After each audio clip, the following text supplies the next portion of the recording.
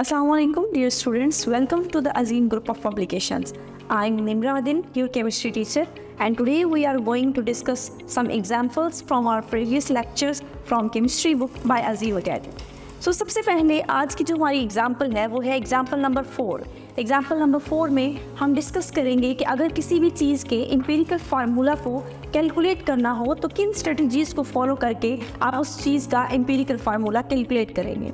तो इस चीज़ को डिस्कस करने से पहले थोड़ी सी बात हम अपने पिछले लेक्चर की करते हैं, जहां हमने डिस्कस किया था कि अगर किसी भी चीज़ का एम्पिरिकल फार्मूला कैलकुलेट करना है तो आपको 4 चीज़ें पता होनी चाहिए. नंबर 1, फर्स्ट स्टेप में आप उसके मोल्स को कैलकुलेट करेंगे और मोल्स कैलकुलेट करने का तरीका मैंने आपको बताया था कि सबसे पहले आप परसेंटेज लेते हैं और उस परसेंटेज को एटॉमिक मास से डिवाइड करते हैं, तब आपके पास मोल्स आते हैं. जब आपके पास मोल्स आ जाएंगे देन उन मोल्स में से जो सबसे छोटा मोल्स होगा उससे उन तमाम वैल्यूज़ को आप डिवाइड करेंगे.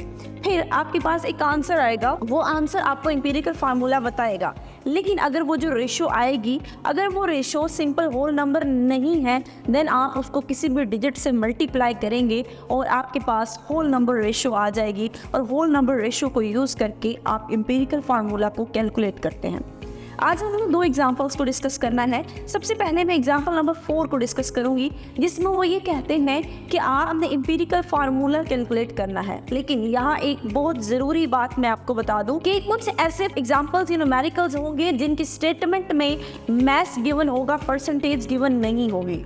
अगर मैथ्स गिवन है तो आपने उस मैथ्स को यूज़ करके पहले परसेंटेज कैलकुलेट करनी है और फिर उस परसेंटेज को यूज़ करके आपने मोल्स कैलकुलेट करने हैं. लेकिन अगर आपके पास मैथ्स गिवन नहीं है बल्कि परसेंटेज गिवन है किसी चीज़ की, तो आपने परसेंटेज को डायरेक्ट एटॉमिक मास से डिवाइड करके मोल्स कैलकुलेट करने हैं. यानी यहाँ बात 2 तरह की हो रही है. नंबर 1, जहाँ मास गिवन होगा ग्राम में, आपने उस ग्राम को परसेंटेज में लेके आना है और फिर उस परसेंटेज को आपने एटॉमिक मास से डिवाइड करके मोल्स कैलकुलेट करने हैं.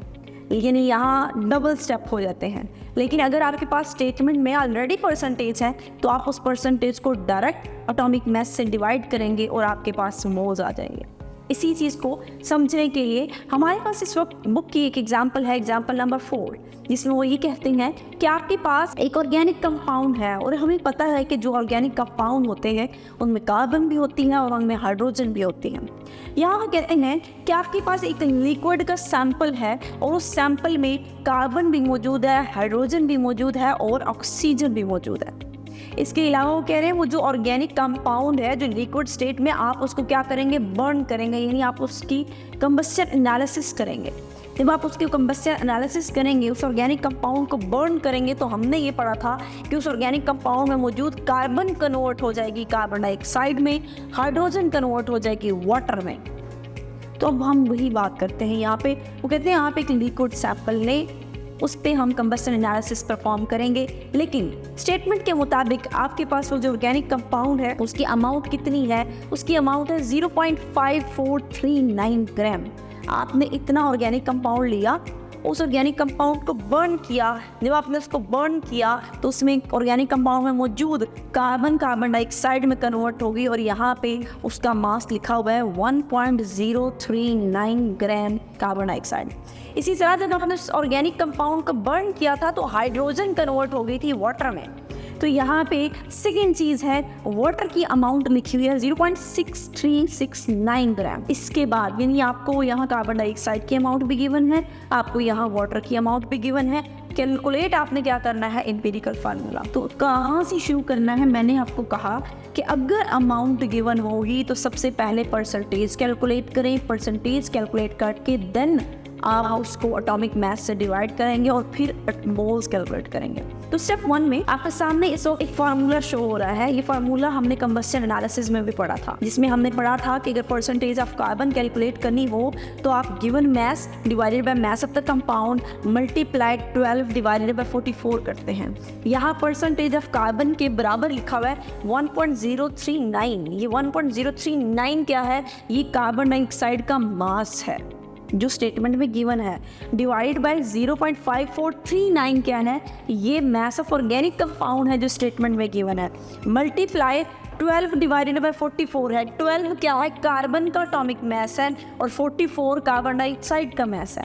यानी यहाँ चार चीज़ें हैं, given mass of carbon dioxide जो स्टेटमेंट से आया, given mass of organic compound जो स्टेटमेंट से आया, मल्टीप्लाई 12 कहाँ से आया, एटॉमिक मास है कार्बन का, जबकि 44 कहाँ से आया, ये एटॉमिक मास है कार्बन डाइऑक्साइड का, मल्टीप्लाई 100 तो हमारे पास परसेंटेज ऑफ कार्बन आ जाएगी। इसी तरह सेकंड स्टेप में परसेंटेज ऑफ कार्बन कैलकुलेट करने के बाद आप परसेंटेज ऑफ हाइड्रोजन कैलकुलेट करेंगे, या तो परसेंटेज ऑफ हाइड्रोजन कैलकुलेट करने का भी फार्मूला हमने कंबस्शन एनालिसिस में पढ़ा था, हम उसी फार्मूला को यूज़ करेंगे। और यहाँ पे जब आपने हाइड्रोजन फाइंड करनी है तो जो हाइड्रोजन की गिवन अमाउंट है 0.6369 आप उसको डिवाइड करेंगे ऑर्गेनिक कंपाउंड के मास के साथ, मल्टीप्लाई 2 कहाँ से आया, 2 मास है हाइड्रोजन का, डिवाइडेड बाय 18 कहाँ से आया, वो मास है वाटर का, और उसको मल्टीप्लाई 100 के साथ करके आप क्या कर लेंगे, उसकी परसेंटेज भी कैलकुलेट कर लेंगे। यानी हमने अभी 2 काम किए, गिवन अमाउंट को यूज़ करके कैलकुलेट की और परसेंटेज हाइड्रोजन की भी कैलकुलेट की। तो मेरे पास इस वक्त परसेंटेज कार्बन की भी आ गई है, परसेंटेज हाइड्रोजन की भी आ गई है। अब इन परसेंटेजेस को हमने ये रूल में पढ़ा था एम्पिरिकल फार्मूला में कि अगर आपके पास परसेंटेज होगी तो उस परसेंटेज को एटॉमिक मास से डिवाइड करेंगे। तो परसेंटेज आपके पास कितनी आई, 52% आई in case of carbon and 13.11% आई इन केस ऑफ हाइड्रोजन। तो जो परसेंटेज आई हैं आपने उनको डिवाइड करना है विद एटॉमिक मास। कार्बन की परसेंटेज है 52.10, अगर 52.10% कार्बन की है तो मैं कार्बन की परसेंटेज को कार्बन के एटॉमिक मास यानी 12 से डिवाइड करूंगी तो मेरे पास मोल्स आएंगे जो आएंगे 4.34। इसी तरह मैं हाइड्रोजन की परसेंटेज को हाइड्रोजन के एटॉमिक मास से डिवाइड करूंगी तो उसके मोल्स आएंगे और वो आएंगे 13.01। इसी तरह ऑक्सीजन की परसेंटेज को मैं ऑक्सीजन के एटॉमिक मास के साथ जो कि 16 होता है डिवाइड करूंगी तो आंसर आएगा 2.17। रूल नंबर 1 हो गया कि जिसमें आपने कहा था कि एम्पिरिकल फार्मूला कैलकुलेट करने के लिए परसेंटेज को डिवाइड करते हैं एटॉमिक मास के साथ और आपके पास आते हैं मोल्स। मेरे पास इस वक्त 3 मोल्स गिवन है, पहला 4.34, दूसरा 13.01 और चौथा 2.17। रूल नंबर 2 क्या था, रूल नंबर 2 ये था कि जो मोल्स आएंगे उनमें से जो सबसे स्मॉलर मोल होगा उससे हम इन तीनों आंसर्स को डिवाइड करेंगे। यानी 4.34 को भी मैं 2.17 से डिवाइड करूंगी, 13.01 को भी मैं 2.17 से डिवाइड करूंगी और 2.17 को भी मैं 2.17 से ही डिवाइड करूंगी। क्यों? क्योंकि 2.17 सबसे छोटे मोल्स थे और रूल के मुताबिक तमाम मोल्स को सबसे छोटे मोल्स के साथ हम क्या करते हैं, डिवाइड करते हैं। इस तरह जब मैंने इनको डिवाइड किया तो मेरे पास आंसर क्या आया, मेरे पास आंसर आएगा 2, 6 and 1 यानी 2:6:1। 2 किस में आया, कार्बन के केस में, इसका मतलब 2 कार्बन है। 6 किसके केस में आया, हाइड्रोजन के केस में, इसका मतलब ये है कि हाइड्रोजन यहाँ पे 6 है जबकि ऑक्सीजन क्या होगी, यहाँ पे 1 होगी। तो इस तरह से जो मेरे पास एम्पिरिकल फार्मूला आया दैट वाज C2H6 एंड एक ऑक्सीजन का एटम। तो यहाँ आज के इस टॉपिक में हमने ये डिस्कस कर लिया कि एम्पिरिकल फार्मूला किसी चीज़ का कैलकुलेट करना हो तो हम कैसे कर सकते हैं। और एम्पिरिकल फार्मूला को कैलकुलेट करने के लिए हमेशा याद रखिएगा कि 4 स्टेप्स होते हैं। पहले मोल्स कैलकुलेट करें, मोल्स के बाद देन आपने उनकी जो सबसे छोटा मोल होगा उनसे सबको डिवाइड करेंगे। अगर आंसर फ्रैक्शन में आएगा तो मल्टीप्लाई किसी डिजिट से करेंगे। लाइक एग्जांपल 4 में जब मैंने उनको डिवाइड किया था तो मेरा आंसर फ्रैक्शन में नहीं था, मेरे पास आंसर 2:6:1 था, तो मुझे मल्टीप्लाई करने की जरूरत ही नहीं पड़ी। तो मैंने क्या किया, सिंपली उनको डायरेक्ट एम्पिरिकल फार्मूला को कैलकुलेट कर लिया। आई होप कि आपको इस न्यूमेरिकल की समझ आ गई होगी। हम अगले लेक्चर में इंशाल्लाह एग्जांपल नंबर 5 को डिस्कस करेंगे। आज के लिए इतना ही, अल्लाह हाफिज।